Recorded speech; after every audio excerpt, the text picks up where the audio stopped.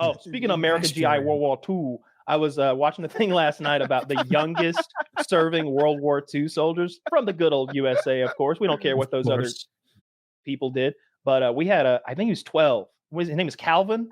This 12-year-old named Calvin, abusive family, wants to get out of that, but he's a 1940s 12-year-old. So he's half a man already. Yeah. And so rough he goes to enlist.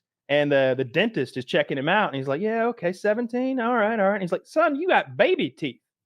You have some of your baby teeth still. And he's like, yeah, they didn't fall out. That's just how we are in my family. We keep them longer. And I'll tell you the truth.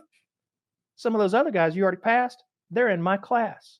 They're also underaged. I'll report you if you don't wave me through.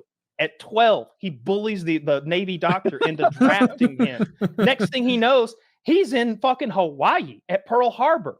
Next thing he knows, he's in the Pacific, hauling ammo to 40 millimeter anti-aircraft guns, fighting the Japanese off of the Yorktown because it's being attacked. Did you see a picture of him by chance? What did he look like? Well, 5 minutes later, there's a huge explosion and he gets shot right in the face, knocking a bunch of his baby teeth out. But what does 12-year-old Calvin do? He gets back up. And he starts patching people up. He finds his teeth, he puts them back in, and he starts applying tourniquets to all the men on the ship. So he was awarded, it wasn't the Medal of Honor. He was awarded like a Silver Star or something like that, and a Purple Heart. But then his Karen of a mom fucking reports him to Naval Intelligence. She calls and she says, you've got my 12-year-old boy in the Pacific fighting the... And so they throw him in the brig. Next thing you know, they take all his goddamn medals away, give him a dishonorable discharge, and he fights for the rest of his life to get his medical benefits back for the damage he took fighting the... That's him right there. It wasn't until 1994, 2 years after he died, when Clinton gave him his Purple Heart back. But I think Jimmy Carter gave him his Silver Star or whatever it was, Bronze Star, something like that. I don't know medals. Back in the 80s, and they also gave him his medical benefits around the 70s or 80s, something like that. But he had to fight every day of his life for the rest of his life to get his 12-year-old earned medical benefits. What a badass! I wanted to say. I don't like that they dishonorably discharged. You imagine fighting the 12. I'm sorry to step over you, Harley, but yeah, I don't know what it is that's so awful about a dishonorable discharge. But apparently that follows you for life in a really big way. It's like a bankruptcy, I imagine, but it's also you're not getting any of those benefits from the military. That he needed the medical because he was injured. I've seen it on employment applications and such. Like people look at that. Yeah, I didn't know that. Well, I'm really old. Maybe they don't do it anymore. Maybe they just you're too retarded for the army. I don't know if you're gonna cut it here. No, like the army found you dishonorable. We don't want you here at Costco type shit. Oh yeah, he fought in Korea. And then there was another kid. He was 6 when the Nazis came to his Polish village, hung his brother in front of him. His mother tried to intervene. They shot her with a machine gun. He fled into the forest for days. He was eventually discovered by local partisan troops who drafted him into their unit because they knew that at the orphanages, the children were starving. There wasn't enough food to feed the orphanages. So they said, hey, if we keep him in the unit, hell, he's another soldier. He gets rations. So they put a fucking uniform on him at 6 years old. And he was out in the field with a partisan unit fighting. And they were giving him, and he would like run the mail to the soldiers. He was like their mascot and stuff. Yeah, he's kind of like a squire. Yeah, it was like a squire, like a World War II squire. And I thought they were going to use him as a spy. I was like, that's clever. Because I feel like a 6-year-old can move in and out and no one will suspect that he's like part of the system. The Nazis sucked. They were killing, they were sweeping through Poland like raping. Whoa, hot take. Finally, someone that's been 10 years on this podcast. Finally, someone. That's crazy. I can't believe you would say that about Kanye's people. Kanye's people they're just too loud for me. I can't deal with it. I don't know. Kanye saw one picture of those guys in Hugo Boss and made his mind up. I don't know why I never see that. The guys in basic training show. I watch those shows and there's always like fat people at basic training. It's like, how the fuck did you not plan this out? How did you not plan this out, dude? There is no dude. Tell me I have basic training at almost 40. I promise you, I'll be ripped. G. Gordon Liddy used to say that. He's like, you want to be an attorney? You go to law school. You want to be a doctor? You go to med school. You want to be in the infantry? Hit the gym. And it's like, fuck, okay. Yeah, I get it. You better hit the stair stepper with like a weighted pack or something and just grind. Just think about like if you're a drill sergeant and you see that, like I'm thinking 2 or 3 steps backwards now. I'm like, okay, so this person knew he was coming here to work for me, to be a Marine, and he showed up like that.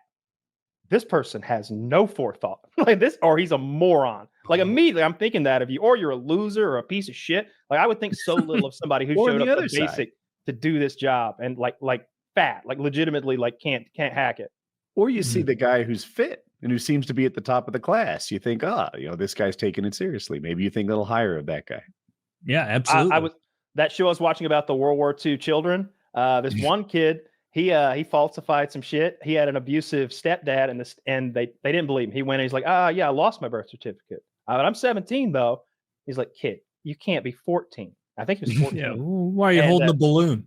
So he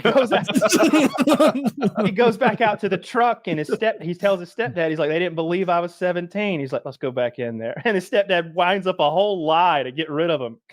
He's like, there was a fire and we lost the birth certificate, and his little brother died in the fire, and now you're not going to let him fight for his country.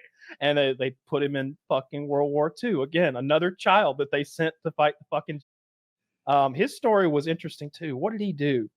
So they found him out when he got to Pearl Harbor. That's like the midway point before you get to the Pacific to fight. They found him out, and they're like, I'm going to make you a truck driver. How about that? You're going to drive a truck here on the base, but we're not sending you to fight the son. And so he wastes away for like a year and a half driving trucks at Pearl Harbor, wanting to fight the.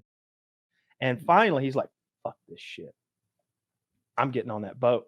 Because he's 13 now. It's okay. Yeah, that's fine. He's 16 now. He's 16 now. And he sneaks aboard the troop transfer. He says, where are we going?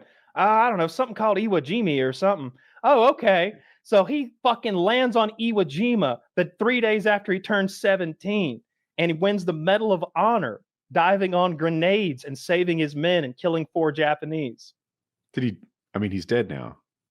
Well, now he is. So his eye was blown out of his head. He had like 200 shrapnel wounds. He pushed the first grenade into the sand, and he curled the second grenade under him and told everybody to run.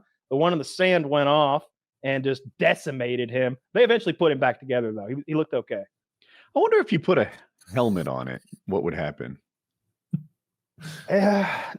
Those cartoons tell me you'd be launched upward, but I don't. Kevlar, like the movies like if you've got a Kevlar helmet, like 100%, I would be putting that on it. But those World War II helmets, you're probably just making more shrapnel. A lot of these drone footage has shown me how far less effective grenades are than I once thought. Big time. Yeah, we've talked about that. Grenades are not that cool. Well, they're cool, but they're not that deadly. They're not effective all the time. They don't shoot an even frag pattern out around them. Not all of them shoot frag. Some of them are concussion. It's just a pop and pressure and overpressure and sound and light. And like sometimes, if it's laying on the ground, so it's not going to shoot this perfect sphere of death out. And even when it does, like, you gotta be right next to that thing or get unlucky. I don't think a lot of people die from grenades. They get wounded and get peppered. When the drones dropped them, I was about to say, but they were mortars, weren't they? A lot of them. What drones were dropping in Ukraine? Yeah, they were dropping all sorts of stuff. I remember early on they had some VOG grenades. I knew VOGs from Tarkov, but they were definitely. They have a drone that drops mines. They take like a car mine, a vehicle mine, and it's sitting there like a big pancake on the front of the drone, and the drone just sort of flicks it off. And any explosives they have, right? They're loading onto those drones. The new thing is the ones with the carbon fiber tethers. Those things are like 30,000 feet of cord or something like that. It's like 10 kilometers or something of fiber optic cable being fed out from behind their drones now to avoid any electronic interference and signal jamming and all the ways that drones are being countered right now.